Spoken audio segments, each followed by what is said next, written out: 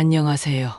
저는 경기도 평택에 살고 있는 80살 정영자입니다. 올해로 팔순이 되었지만 이렇게까지 마음이 쓸쓸했던 적은 처음인 것 같아요. 젊은 시절에는 참 부지런히도 살았습니다. 시장에 나가 떡도 팔고 공장도 다니고 청소일도 하고 남편 없이 아들 하나 키워야 한다는 생각에 몸이 부서지도록 일했지요. 하루 벌어 하루 먹고 사는 날들이었지만 그래도 아이 하나만 잘 크면 그걸로 충분하다고 믿었습니다. 아들은 다행히 별탈 없이 자라주었고 공부도 곧잘 했습니다. 결혼할 땐 참 기뻤지요. 이제 내 손 떠나 편하게 살아가겠구나 싶어서요. 하지만 그때부터였을까요? 명절에도 얼굴 보기 힘들어지고 제 생일에는 늘 일이 있다고 빠졌습니다. 처갓집엔 자주 간다면서 저한텐 늘 죄송해요라는 말만 들려왔고요. 사람은 나이가 들수록 기대가 줄어든다지만 그 기대가 없다는 말과는 좀 다른 것 같아요. 말없이 넘어가면서도 마음속 한 구석은 늘 비어 있었거든요. 올해는 제 팔순입니다. 크게 거창한 걸 바란 건 아니에요.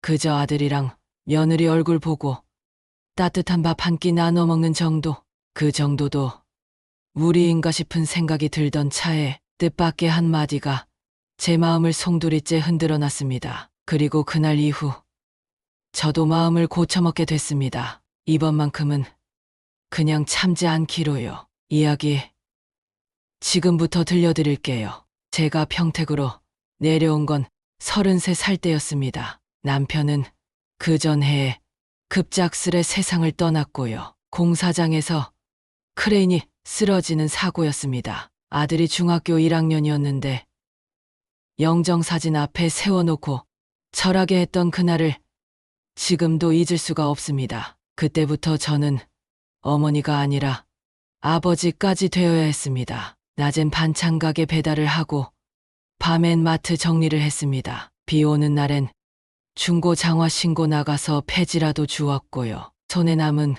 굳은 살은 지워졌지만 가슴에 남은 고생은 아직도 선명합니다. 돈이란 게 벌면 벌수록 모자란 게더라고요. 아들이 고등학교 올라가고 나선 새벽 청소 일을 또 시작했습니다. 그렇게 모은 돈으로 등록금을 만들고 교복값을 대며 살았죠. 아들이 대학 붙었을 땐 가게 앞에서 혼자 펑펑 울었습니다. 이제는 사람 구실 좀 하겠구나 싶어서요. 성민이는 한 번도 엄마 힘들다는 소리를 꺼내게 안 만들었어요. 밥 굶지 않게, 책 살 돈 걱정 안 하게.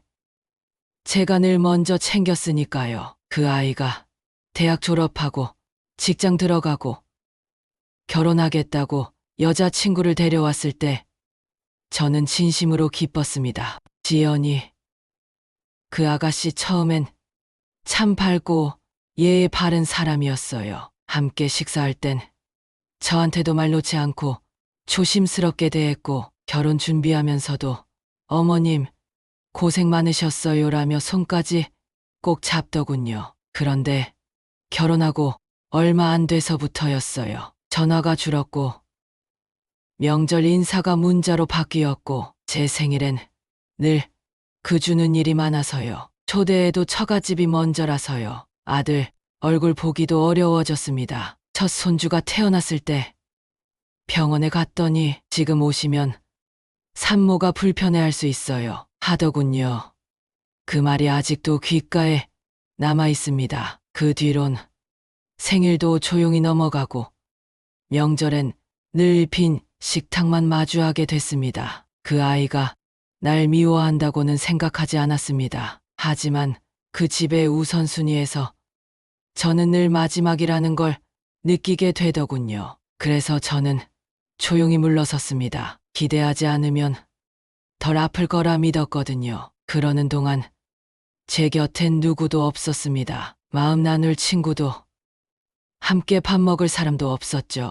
다만 조카 태훈이 친정 언니 아들인데 그 녀석은 제 생일이면 케이크라도 들고 찾아와줬고 병원 가야 할 땐 시간 내서 같이 가줬습니다. 어떤 날은 저 혼자 사는 집이 너무 조용해서 그 애가 왔다 가면 일부러 그 발자국 소리라도 오래 기억하려고 애썼습니다. 그게 다였어요. 그나마 그 아이라도 있어서 덜 무너졌다고 해야 하나요. 올해가 제 팔순입니다. 조촐하게 밥 한 끼 하고 아들 얼굴이라도 볼 수 있으면 했어요. 그런데 그날 아들한테 전화를 걸었다가 들은 말에 제 마음이 다시 한번 철렁 내려앉았습니다. 그 주말은 처가에서 행사가 있어서요. 어머니 생신은 다음 주쯤 따로 봬요. 그 순간 저는 깨달았습니다. 이제 저는 그 아이 인생에서 잃어도 되는 사람이 되어 있구나 하고요. 팔순을 한 달 앞두고 저는 아들에게 전화를 걸었습니다. 이번 생일에는 조용하게 밥만 먹자. 사람은 안 불러. 너희 둘만 오면 돼. 그랬더니 성민이가 살짝 머뭇거리더군요. 그 주는 처가 쪽에서 제사랑 겹쳐요. 엄마, 아시죠? 지연이네는 제사 꼭 챙기잖아요. 한 주 뒤에 조용히 저희가 따로 찾아뵐게요. 그 말이 이상하게 박히더군요. 따로 뵙는다는 말에 내 생일인데 왜 내 팔순인데 너희 편한 날로 바꿔야 하지? 그래, 알았다. 나중에 보자. 전화를 끊은 뒤에도 한참을 앉아 있었습니다. 냉장고에 붙여둔 팔순날 점심 예약 메모가 유난히 눈에 들어왔습니다. 며칠 뒤 지연이에게도 문자 한 통을 보냈습니다. 시간 되면 밥이나 한 끼 하자. 성민이한테 얘긴 해뒀어. 답은 오후 늦게 왔습니다. 지연 어머님, 죄송해요. 저도 그날은 서울에 있어야 해서요. 행사 끝나고 여유 되면 들를게요. 그 문장에서 저도라는 말이 자꾸 걸렸습니다. 성민이 말론 지연이네 제사라더니 지연 본인 말론 서울에 있어야 한다고 거짓말일까? 그냥 말이 안 맞은 걸까? 그 주 토요일 저는 시장에서 미역국 재료를 사왔습니다. 혹시라도 올까 싶어서요. 혼자라도 국은 끓여야겠다 싶었거든요. 아침부터 소고기 볶고 다시마 우려내고 천천히 끓였습니다. 그런데 그날 오후 뜻밖의 전화를 받았습니다. 이모, 저 태훈이에요. 오늘 뭐 하세요? 응, 그냥 집에 있어. 왜, 혹시 미역국 끓이셨어요? 끓이긴 했는데, 왜? 그럼 저 지금 갈게요. 밥 같이 먹어요. 잠시 후 태훈이 케이크랑 꽃다발을 들고 현관문을 열고 들어왔습니다. 팔순 축하드려요. 이모, 오늘이잖아요. 그 순간 눈물이 났습니다. 아무도 기억 못할 줄 알았는데 그 애는 날짜도 제 기분도 다 알고 있었습니다. 밥을 먹다가 무심결에 물었습니다. 너 지연이네 제사 있다는 얘기 들었니? 지연이네요? 아니요. 아까 SNS 보니까 서울서 친구들이랑 사진 찍었던데요. 그 말에 수저를 놓았습니다. 순간 뭔가가 스르륵 꺼져버리는 기분이었습니다. 그리고 그 자리에 서늘한 의심이 들어차기 시작했습니다. 이후 일주일간 아들과 며느리에게서 연락은 없었습니다. 심지어 다음 주말 따로 보자던 말도 사라졌습니다. 그 주 일요일 오후 제가 먼저 전화를 걸었더니 죄송해요. 회사 일이 좀 급하게 생겨서요. 다음에 시간 다시 잡죠. 엄마, 그 말을 듣고 전화를 끊으며 저는 알았습니다. 이건 우연이 아니고 무관심도 아니며 귀찮은 존재가 되었다는 확실한 신호라는 거려. 조용히 서랍을 열었습니다. 남편 사진 옆에 놓아두었던 예전 유언장 초안. 남편이 손으로 써놓은 문장을 다시 읽었습니다. 내가 없는 뒤에도 자네가 스스로를 지키길 바란다. 줄 사람에게 주고 줄 자격 없는 사람에겐 주지 마오. 그날 밤 저는 마음을 먹었습니다. 이제는 나를 소중히 여기는 사람에게 남겨야겠다. 피보다 마음이 가까운 사람에게. 그날 이후 저는 아예 먼저 연락을 끊었습니다. 지연이한테도 성민이한테도 아무 말 하지 않았습니다. 어차피 먼저 연락 안 하면 한 달이고 두 달이고 연락이 없다는 걸 이제는 알았으니까요. 태훈이만 가끔 들렀습니다. 주말이면 시장에서 산고구마랑 귤 한 봉지 들고 와선 이모, 요즘 잘 드세요? 하며 웃어줍니다. 그게 뭐라고 마음 한구석이 따뜻해지더군요. 그러던 중 이웃 아주머니가 반찬을 나눠주시러 오셨습니다. 언니, 팔수는 잘 치르셨어요? 그 말에 멈칫했지요. 아니, 그냥 지나갔어. 어머, 아드님이 잔치 안 해줬어요? 어휴, 성민 씨, 그렇게 안 봤는데. 그 한마디가 괜히 가슴을 콕 찔렀습니다. 그날 밤 저는 성민이한테 문자를 보냈습니다. 별일 없니?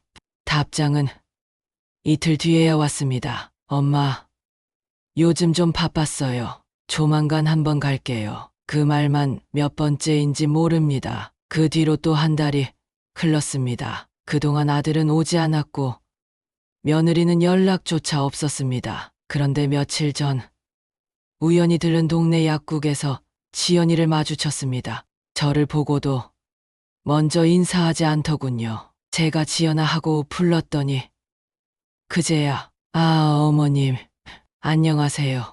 여기 어떻게 라며 어색하게 웃었습니다. 그냥 감기약 좀 사러 왔다. 그 말에 고개만 끄덕이곤 몸 조심하세요 하고는 서둘러 나가버리더군요. 그 짧은 만남 이후 며느리와 아들의 행동이 조금씩 바뀌기 시작했습니다. 어느 날은 택배가 도착했고 안엔 건강보조제가 들어있었습니다. 또 어떤 날은 지연이한테 전화가 왔는데 어머님, 혹시 무릎은 어떠세요?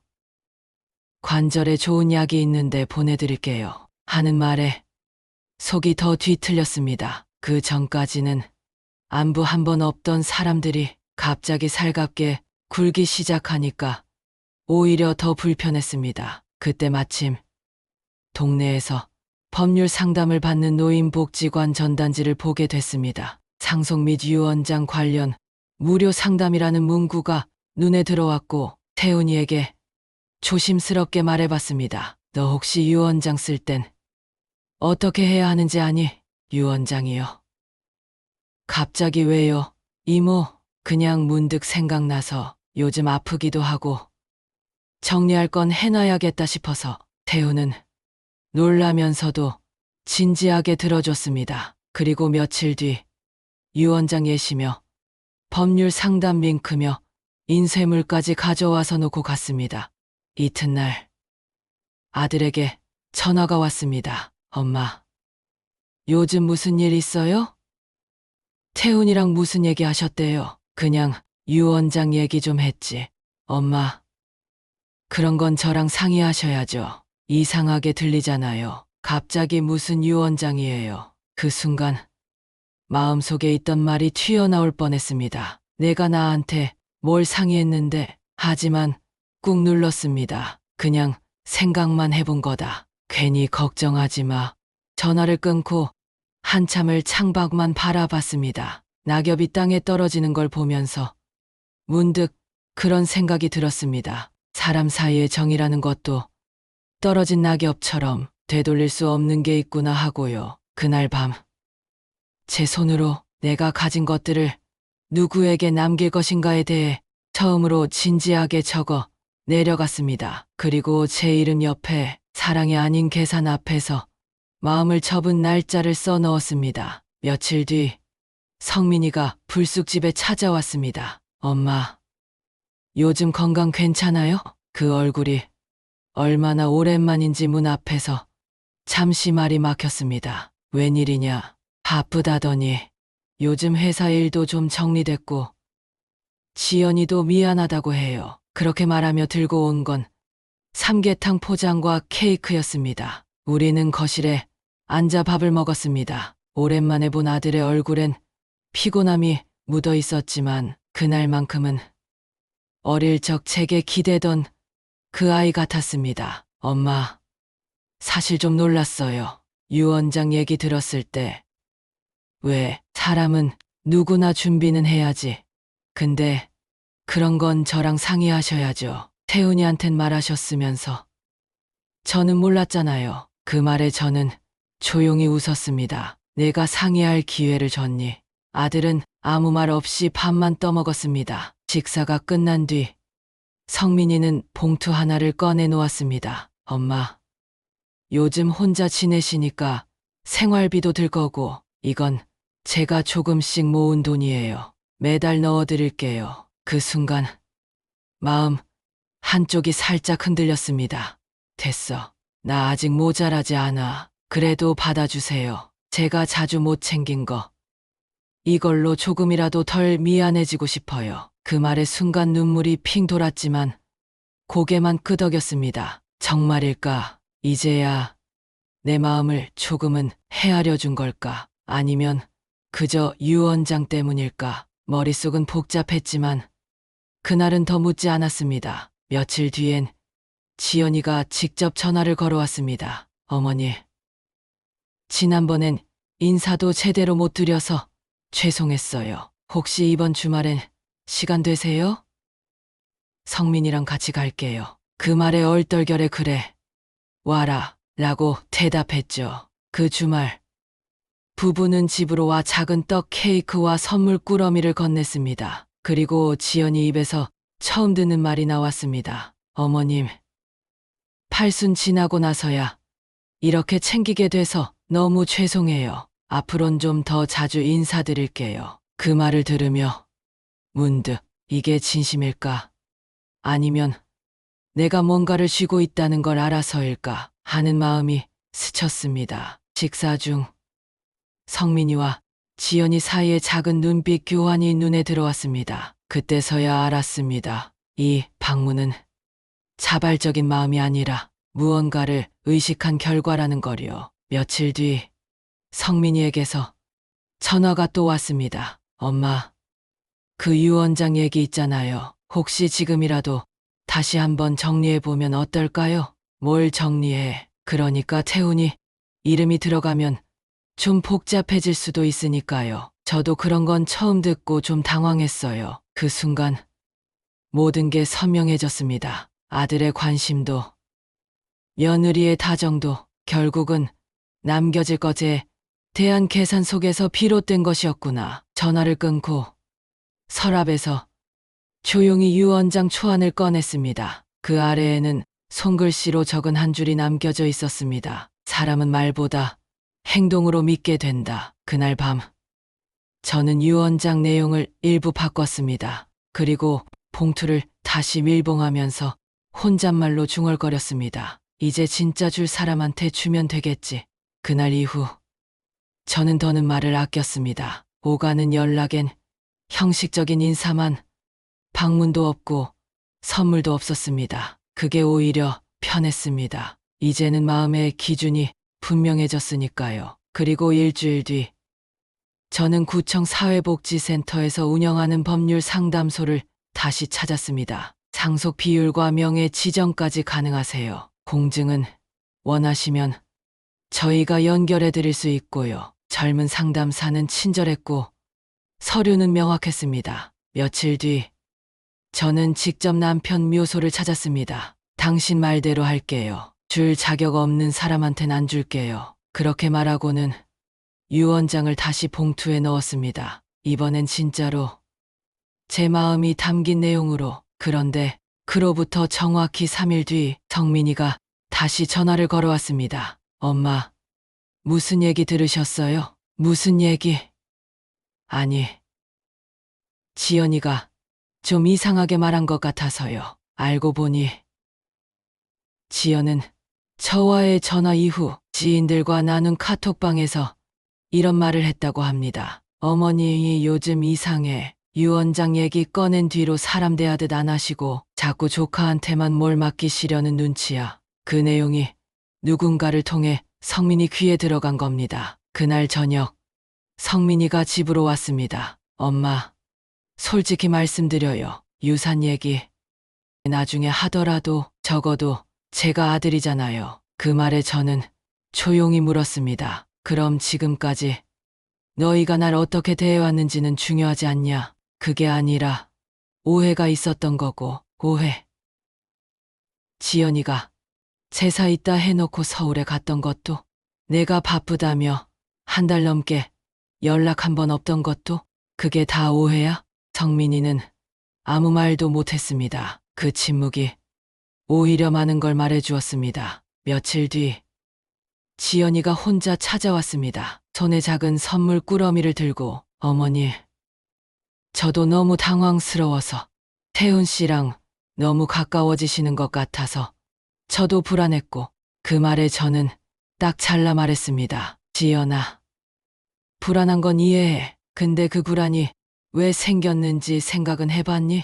그 말에 지연이 얼굴이 굳었습니다. 그날 이후 부부는 연락이 끊겼습니다. 아니, 정확히 말하며 제가 답하지 않았습니다. 태훈이는 여전히 주말이면 들렀습니다. 반찬 몇 가지 싸가며 유산 이야기 같은 건 단 한 번도 꺼내지 않았습니다. 어느 날 태훈에게 말했습니다. 혹시 나중에 내가 모질어나게 되면 저 서랍에 있는 봉투 좀 맡아줄래? 네, 이모, 지켜드릴게요.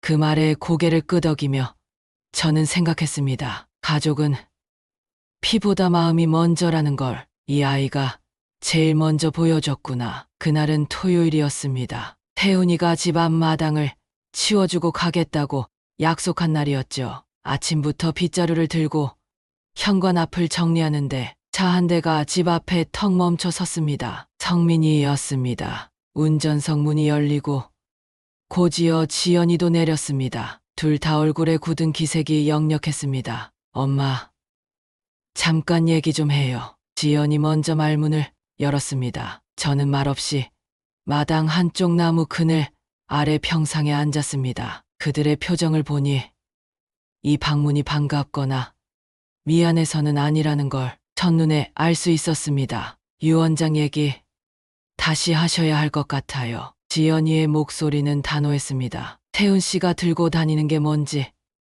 저희도 이제는 알아야 하지 않겠어요? 그 말에 저는 고개를 돌렸습니다. 너한텐 그런 얘기 해줄 이유가 없다. 지연은 얼굴이 붉어졌고 성민이도 불쾌한 기색을 감추지 않았습니다. 엄마, 그건 아니죠. 아무리 그래도 제가 아들이고 가족인데 가족이었지. 제 입에서 그렇게 나왔습니다. 그 말이 너무 명확해서 둘 다 말문이 막혔습니다. 내가 아들이라는 걸 내가 잊고 싶어서 잊었겠냐. 근데 이제는 알겠다. 있을 때만 찾는 가족이란 말, 그게 딱 너희였더라. 지연이 목소리가 높아졌습니다. 아니 그럼 저희가 어머님 팔순에 못 온 게 그렇게 큰 잘못이란 말씀이세요? 바빴다고 사정이 있었다고 말했잖아요. 거짓말까지 해가며 빠졌잖아. 제사 있다고 해놓고 서울서 사진 찍은 건 뭐야? 그건 그냥 친구 모임이 생겨서 그냥. 제 목소리도 높아졌습니다. 내가 그냥 존재인가 보다. 안 봐도 그만. 챙기지 않아도 그만인 성민이가 태훈이를 힐끔 보며 말했습니다. 그래서 그 조카한테 다 주시겠다. 이 집도 적금도 보험도 전부요. 누가 다 준다 그랬니? 근데 적어도 그 아이는 나한테 사람이었다. 말없이 밥을 먹어도 그 따뜻한 눈빛 하나가 나한텐 가족이었어. 순간 정적이 흘렀습니다. 말문이 막힌 듯한 지연이 뭔가 말하려다 삼킨 성민이의 얼굴이 더는 아들이 아닌 남처럼 느껴졌습니다. 어머니, 지금 이 얘기 혹시 녹음해도 돼요? 지연이의 말에 저도 모르게 헛웃음이 나왔습니다. 그래, 해라. 녹음도 하고 사진도 찍어라. 세상에 이런 어머니 있다고 소문도 내고 팔순에 혼자 미역국 끓인 어머니 말이다. 성민은 조용히 고개를 떨구었습니다. 지연은 끝내 아무 말 없이 입술을 깨물며 일어섰습니다. 정리 다 되시면 그때 연락 주세요. 저희도 준비하겠습니다. 그날 이후 둘은 다시 찾아오지 않았습니다. 그리고 저는 알았습니다. 이제야 내 인생의 결심이 진짜 결정이 되었다는 것을. 그날 저녁 저는 서랍 깊숙이 넣어두었던 유 원장 봉투를 꺼냈습니다. 태훈이가 예전에 출력해준 서류들 위에 제 손으로 다시 써 내려간 문장이 눈에 들어왔습니다. 내 뜻을 존중해주는 사람에게 남깁니다. 내 마음을 헛되이 대한 이들에겐 물려줄 이유가 없습니다. 그 문장 아래 정자로 제 이름을 또박또박 써넣었습니다. 그리고 봉투를 고이 접어 은행 금고에 넣었습니다. 다음 날 저는 태훈이를 불렀습니다. 혹시 이번 주 중에 변호사 사무실 좀 같이 가줄래? 예. 이모, 뭐 도와드릴까요? 그냥 확실하게 하려고 내 뜻을 좀 정식으로 남기려고 해. 태훈은 무슨 말인지 금방 이해한 듯 고개를 끄덕였습니다. 그 아이는 묻지 않았습니다. 왜요? 정말 이대로 하실 거예요? 같은 질문도 없이 그저 조용히 제 말에 따라주었습니다. 며칠 뒤 저는 법무사 사무실을 찾았습니다. 유 원장 공증 절차 진행하시겠어요? 네. 더 미룰 이유가 없어서요. 서류 작업을 마치고 나오는 길, 제 안에서 처음으로 확신이라는 감정이 생겼습니다. 이제 됐다. 이건 나를 위한 선택이지. 누구를 벌 주는 게 아니다. 그런데 그날 저녁 성민이에게서 문자가 도착했습니다. 엄마, 유 원장 관련해서 뭔가 진행하신 거죠? 혹시 아직 확정 아니시면 다시 얘기해 볼 수 있을까요? 얘기해 볼 수 있을까요? 라는 말이 마치 거래처럼 느껴졌습니다. 답하지 않았습니다. 대신 우체국에 들러 내용 증명 한 통을 보냈습니다. 받는 사람 김성민, 김지연, 내용 귀하와의 가족적 유대가 더는 신뢰로 유지되지 않음에 따라 본인은 본인의 재산에 대한 권리 행사와 향후 유언 집행에 있어 제3자에게 법적, 행정적 책임을 위임하였음을 통지합니다. 이 통지서가 도착한 날 지연이 전화를 걸어왔습니다. 어머니, 이건 너무하신 거 아니에요? 왜? 받을 자격이 없다고 생각한 적은 없니? 아니, 저희가 뭘 그렇게 잘못했냐고요. 솔직히 말해서 남들보다 훨씬 잘하려고 노력했어요. 노력은 내 기준이고 결과는 내 몫이야. 그 한마디에 지연은 말을 잇지 못했습니다. 이튿날 저녁 태훈이는 작은 서류 봉투 하나를 제게 건넸습니다. 이모, 아까 말씀하신 부동산 계약서도 다시 정리했어요. 명예 이전 준비는 끝났고 추루 공증일만 잡으면 돼요. 그 서류를 보며 저는 마음속으로 남편에게 속삭였습니다. 당신 말대로 했어요. 사람을 보고 그 마음을 보고 남겼어요. 며칠 뒤 우연히 들른 마트에서 성민과 지연을 다시 마주쳤습니다. 멀리서 저를 보고 피하려는 눈빛이 분명했습니다. 하지만 저는 먼저 다가가 말했습니다. 너희 부담 가질 필요 없어. 내가 누구한테 뭘 남기든 그건 내 인생 마지막 결정이고 내 몫이니까. 성민은 잠시 저를 바라보더니 낮은 목소리로 말했습니다. 엄마, 진심이세요? 진심 아니면 왜 이렇게까지 했겠니? 그 말이 끝이었습니다. 둘은 아무 말도 못한 채 그냥 고개만 숙이고 자리를 떴습니다. 그들의 뒷모습을 보며 저는 느꼈습니다. 미움도, 분노도, 서운함도 결국 지나가는 감정일 뿐이라는 걸. 하지만 사람에 대한 실망은 그 감정과는 결이 다르다는 걸 이제는 너무도 분명히 알게 되었습니다. 봄비가 부슬부슬 내리던 날 저는 작은 종이봉투를 들고 구청 민원실을 찾았습니다. 안에는 가족관계 증명서, 등기부등본, 그리고 유언장 사본이 들어 있었습니다. 공무원이 말했습니다. 이 정도 서류면 충분합니다. 명예 이전 신청도 가능하고 가족 간 증여 관련 상담도 받으실 수 있어요. 모든 절차는 놀랍도록 간단했습니다. 지금껏 내가 어렵다고 느껴왔던 것들이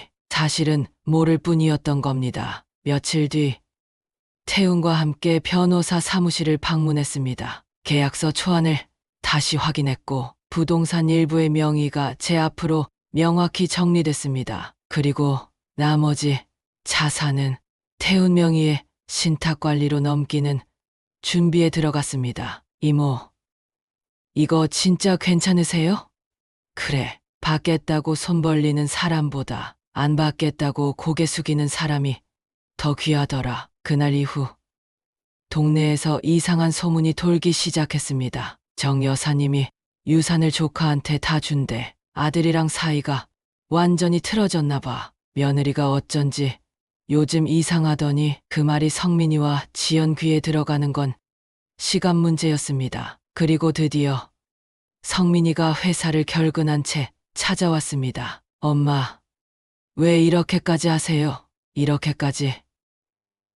그럼 내가 언제 너한테 이 정도도 한 적이 있었니? 사람들 다 알잖아요. 저희가 무슨 욕심 많은 자식처럼 되어버렸다고요. 그 말에 저는 조용히 말했습니다. 너희가 아니라 너희 행동이 그렇게 만든 거야. 그 순간 아들은 처음으로 눈물을 보였습니다. 저도 잘한 건 없어요. 근데 엄마 마음이 여기까지일 줄은 몰랐어요. 저는 그 눈물을 외면하지 않았습니다. 그러나 안아주지도 않았습니다. 이제는 위로가 아니라 정리와 단절이 필요한 시점이라는 걸 저는 너무도 잘 알고 있었습니다. 며칠 후 태훈이 다시 들렀습니다. 이모, 지연이가 저한테 연락했어요. 혹시 명예 변경된 거 돌릴 수 없냐고 물었어요. 그 말에 저는 태훈을 바라보며 말했습니다. 그러니까 문제지.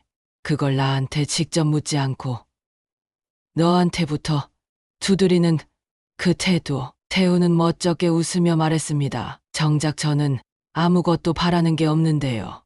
알아. 그래서 너한테 맡긴 거야. 바라는 게 없으면서 지킬 줄 아는 사람은 평생 한두 명밖에 없다더라. 그날 밤 저는 처음으로 기분 좋게 잠이 들었습니다. 그동안 얼마나 많은 밤을 서운함, 기대, 불면으로 견뎌왔는지 이제는 하나도 아깝지 않았습니다. 여름이 막 시작되려던 6월 초 동네 은행 앞에서 우연히 지연을 마주쳤습니다. 언제나 단정하던 차림 대신 헝클어진 머리와 검은 선글라스. 처음엔 저를 못 본 척하려 했지만 제가 먼저 말을 걸었습니다. 지연아, 잘 지냈니? 예. 어머님. 눈빛은 흔들렸고 입술은 바짝 말라 있었습니다. 그 말투에 제가 굳이 더 묻지 않아도 많은 걸 짐작할 수 있었습니다. 그 주 금요일 아파트 단지 커뮤니티에 이상한 글이 올라왔습니다. 전세 사기로 휘말린 부부.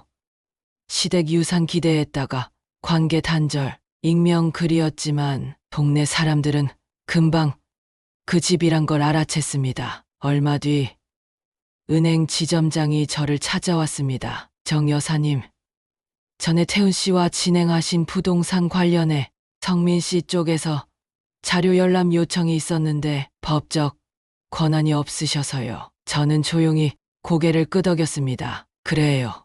열람 권한 없을 거예요. 그 아이가 지금껏 쌓아온 게 없으니. 며칠 뒤 성민이가 밤늦게 집을 찾아왔습니다. 손에는 소주 한 병. 그 모습이 낯설고 안쓰러웠지만 마음은 흔들리지 않았습니다. 엄마, 다 틀렸죠? 말이 없던 저는 마당 평상에 자리를 내주었습니다. 그 아이는 허리를 굽혀 절을 했습니다. 무릎을 꿇고 말없이 용서는 안 바라요. 그냥 나중에라도 그냥 태훈이 말고 제 이름 한 글자라도 남겨주시면. 그 말에 저는 담담하게 대답했습니다. 성민아, 넌 내 아들이고 앞으로도 그럴 거야. 하지만 남겨주는 건 이름이 아니라 기억이야. 내가 어떤 아들이었는지 난 평생 잊지 않을 거야. 성민은 울지도 못했습니다. 그저 바닥만 바라보며 알았어요. 잘못했어요. 혼잣말을 중얼거리듯 했습니다. 며칠 뒤 지연의 소문이 더 커졌습니다. 직장에서 내부 감사로 조사를 받게 됐고 지인들 사이에서 탐욕스러운 며느리란 별명이 붙었습니다. 그러던 중 태훈이 조용히 제게 말했습니다. 이모, 예전에 지연이가 저희 부모님이랑도 연락했었나 봐요. 혹시 이모가 남긴 땅 일부를 자기 명의로 돌릴 수 없냐고 부모님도 어이없어 하셨대요. 그 말을 듣고도 저는 화가 나지 않았습니다. 그저 이 상황이 끝났음을 알 수 있었죠. 마지막으로 남은 유산 일부는 지역 장학재단에 기부 신청서를 냈습니다. 팔순 기념 기부라는 이름으로 신청서 마지막 칸에는 후견인 추천인 이름이 필요했습니다. 저는 천천히 펜을 들어 김태훈 그 아이의 이름을 적었습니다. 그리고 혼잣말로 말했습니다. 이건 복수가 아니라 정의야. 요즘 아침엔 늘 라디오를 틀어놓습니다. 날씨 이야기, 정치 이야기, 꽃집 주인과 나눈 인터뷰까지. 예전엔 귀찮고 쓸쓸하게만 느껴졌던 것들이 지금은 참 따뜻하게 느껴집니다. 화초들이 자라난 마당을 보며 따뜻한 커피 한 잔 내리고 잠시 소파에 기대면 시간이 천천히 흐르는 게 고맙기만 합니다. 정민이는 그날 이후 자주 연락을 해오지는 않습니다. 가끔 문자 한 통, 명절 즈음엔 카드 한 장. 예전 같았으면 섭섭했겠지만 지금은 그마저도 고맙다는 마음이 먼저 듭니다. 지연이와는 더 이상 어떤 연결도 없습니다. 그 아이는 이제 내 세계 밖 사람입니다. 때때로 사람은 서로 모르는 채 살아가는 게 서로를 지켜주는 방법일지도 모르겠다는 생각이 듭니다. 가끔은 마을회관에서 봉사도 하고 태훈이네 가족 모임에 초대받기도 합니다. 그 아이가 아이고 이모 오셨네.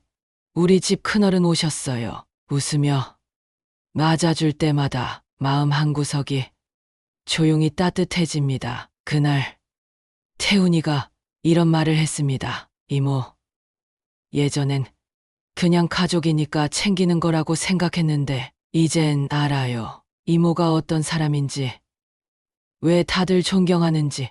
그 말을 들으며 저는 마음속으로 이렇게 답했습니다. 내가 누굴 지키려고 살아왔는지를 이제야 누가 알아주는구나. 요즘 밤마다 일기장을 씁니다. 아무에게도 보이지 않을 조용한 기록. 첫 장엔 이렇게 적혀 있죠. 70대에 인생이 망가진 줄 알았는데 80에 진짜 나를 찾았다. 어쩌면 살아간다는 건 자꾸만 잃어가는 게 아니라 서서히 나에게 가까워지는 시간인지도 모릅니다. 시청자분들께 한 가지 말씀드리고 싶습니다. 혹시 지금 가족이란 이름에 지치고 계신가요? 그렇다면 너무 오래 참지 마세요. 기다리지 말고 여러분 삶의 주인공 자리를 되찾아 주세요. 저는 이제야 제 이름, 제 자리, 제 마음을 스스로 지켜낼 수 있게 되었습니다. 그리고 그게 내 인생에서 가장 다행스러운 일이었다고 조용히 아주 깊이 믿고 있습니다.